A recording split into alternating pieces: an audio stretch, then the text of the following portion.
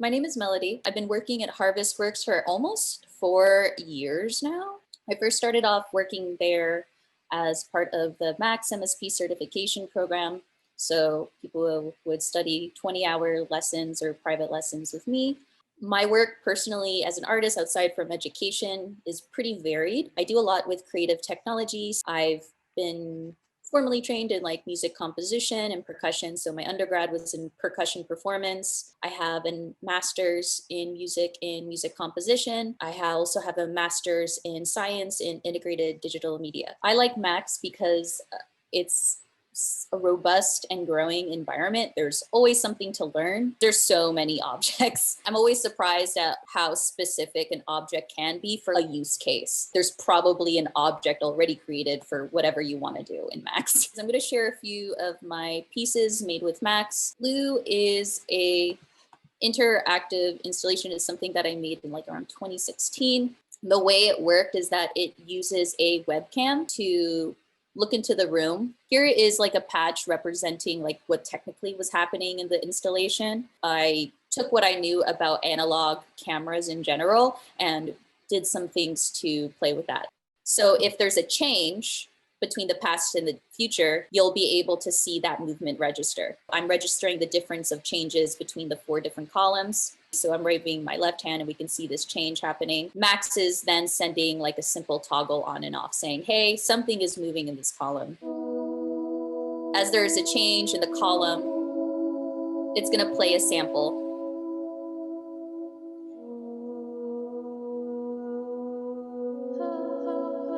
So when there's no sound, the screen would be black. When it detects movement, it plays a sound and then it flashes a different blue light. It was a great experience. She was a very informing Melody. We went over everything I was interested in, like halfway through the program. And this past few classes, and we have 3 more left, we're just gonna focus on what direction I took in the process as I was introduced to other objects and possibilities. I drifted toward the performance. Right now, I'm like building an interface with her. I had no idea I'm gonna end up doing that. Like, yeah, controlling everything from like a phone. I met this painter who needed a sound to his paintings, durational painting. It's like melting and the colors changing. And at that time, she just introduced me to like turning RGB into signals. I'm also making a patch, producing sounds with colors. Oh, it's crazy. It's very exciting. I met a lot of people, yeah. And I'm continuing and I don't want this to end. I think for me, what defines multi-channel sound is the rear. That's the essential line you cross when you go into multi-channel sound, is that you have sound coming from behind you.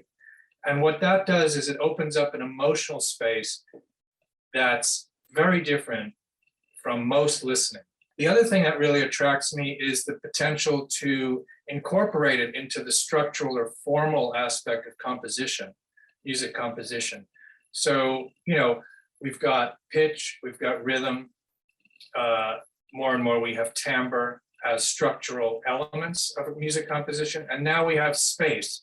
And so using points in space as elements of a musical composition was also very exciting to me. SPAT is a program created at IRCAM in Paris, and it's used for spatializing sound. You can tell it where the speakers are. So the speaker could be here, but because you add reverb and do something to the EQ, it feels like the sound is actually further away. So this is for 8 speakers. I'm using 4 different reverbs.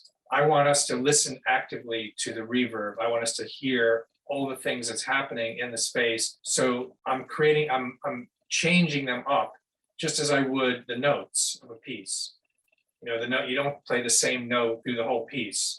So I'm not playing the same space. I'm mixing it up and I'm changing it. And that puts it out there as an element and as something we have to confront as listeners. It's not just this background space that we are comfortable in. It's like, whoa, what's happening here? The sound is close, it's far, etc.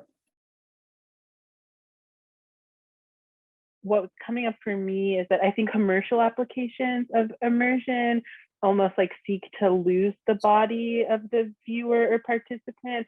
And I think what I'm interested in multi-channel work or work that is experienced in multi-channels is like the opposite of that, like thinking about the way that multiple channels for sound actually provide a deeper level of like embodied feeling and experience, and yeah, can provide like an embodied sense of connection